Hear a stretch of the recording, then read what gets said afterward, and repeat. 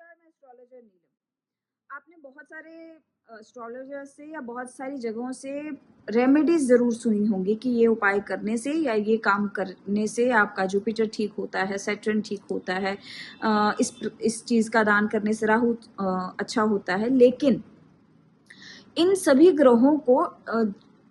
जीवंत रूप से जब आप जीने लगते हैं, इनकी एनर्जी जो है वो फील करने लगते हैं, और इन ग्रहों की एनर्जी जो इनके जीवित कारक हैं उनमें बहुत ज़्यादा पाई जाती है। फॉर एग्जाम्पल, जो गुरु है, जो जुपिटर है, अगर कोई आपके घर में धार्मिक कार्य हो रहा है, रामायण हो रही है आपके घर में, महाभारत, कहीं पर भी अगर आप जाते हैं, अगर आमंत्रित हैं किसी जगह पर और बहुत सारे लोगों का जमावड़ा है, सत्संग चल रही है, तो ऐसी जगह पर जुपिटर की एनर्जी बहुत ज़्यादा एक्टिवेट हो रखी है और जीवंत रूप में जुपिटर जो है वहाँ उस जगह को अपने कारक तत्व के रूप में रिप्रेजेंट कर रहे हैं। सिमिलरली, अगर आपका सैटर्न खराब है और देखिए, अगर आपके मकान बनने की प्रक्रिया चल रही है या कहीं पर भी आपके पड़ोस में मकान बनने की प्रक्रिया चल रही है, वहां पर लेबर बहुत ज़्यादा लगी हुई है और ये प्रक्रिया जो है वो पूरी शनि से रिलेटेड प्रक्रिया होती है। जीवंत रूप में मजदूर जो है वो शनि को रिप्रेजेंट करते हैं। ठीक उसी प्रकार अगर किसी के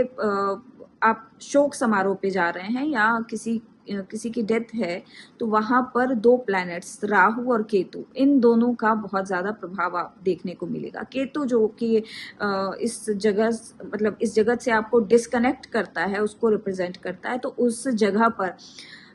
जब भी आप सम्मिलित होते हैं तो मान लीजिए कि आपका केतु ग्रह जो है वो बहुत ज़्यादा एक्टिवेट उस समय हो जाता है। किसी शादी के समारोह में जा रहे हैं, किसी ब्यूटी कॉन्टेस्ट वगैरह पे आप जाते हैं, कोई फैशन परेड देखते हैं, तो उस सब में भी शुक्र जो है वो बहुत ज़्यादा उस समय उस एनवायरनमेंट में उस ग्रह की एनर्जी बहुत ज़्यादा फैली हुई होती है। सिमिलरली, अगर किसी आप नेता या किसी ऐसी जगह को,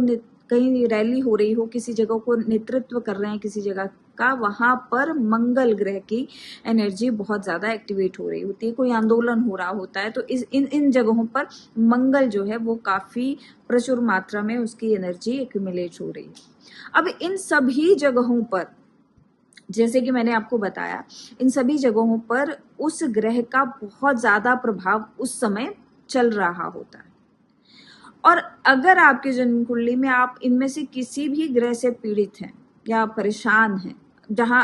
एक एग्जांपल, और जहां पर गंगा स्नान हो रहा है या जैसे लोग पवित्र नदियों पर जब मेले लगते हैं वहां पे लोग एकत्रित होते हैं, वहां पर चंद्र की एनर्जी बहुत ज्यादा एक्टिवेट होती है। जो लोग ट्रैवल कर रहे हैं, यात्रा कर रहे हैं, देवी की यात्रा करते हैं, वहां पर बहुत ज्यादा चंद्र की एनर्जी एक्यूमुलेट होती है। जहां पर नृत्य या संगीत चल रहा हो, उस जगह पर बुध की एनर्जी एक्यूमुलेट होती है।